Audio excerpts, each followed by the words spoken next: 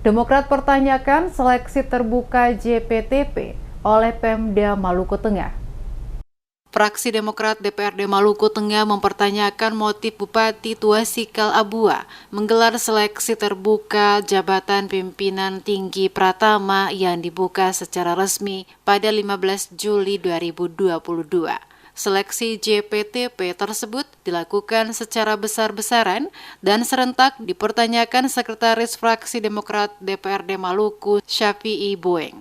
Fraksi Demokrat menilai seleksi jabatan besar-besaran oleh Tuasikal Abua di sisa waktu kurang dari 2 bulan mengakhiri masa jabatan sebagai Bupati Maluku Tengah patut dipertanyakan. Menurut Boeng, sebaiknya Pemda Maluku Tengah fokus menyiapkan sejumlah dokumen menyangkut aset daerah yang nantinya disampaikan pada masa akhir jabatan oleh Bupati dan Wakil Bupati. Ia menduga proses seleksi yang dilakukan Pemda hanya bersifat seremonial belaka karena sesungguhnya sudah dipersiapkan penjabat tertentu untuk menduduki pimpinan OPD yang selama ini masih kosong.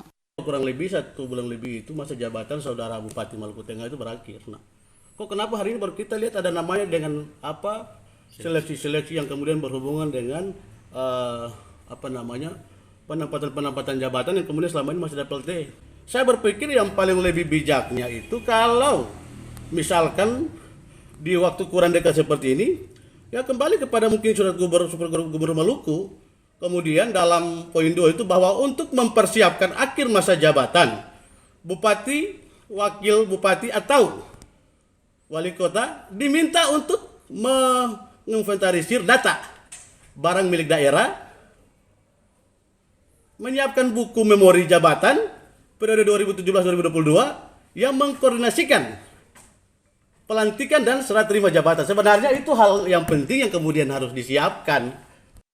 Untuk diketahui, Tuasikal Abua dan Marlatu Lelewuri akan mengakhiri masa jabatan sebagai Bupati dan Wakil Bupati Maluku Tengah pada 8 September 2022.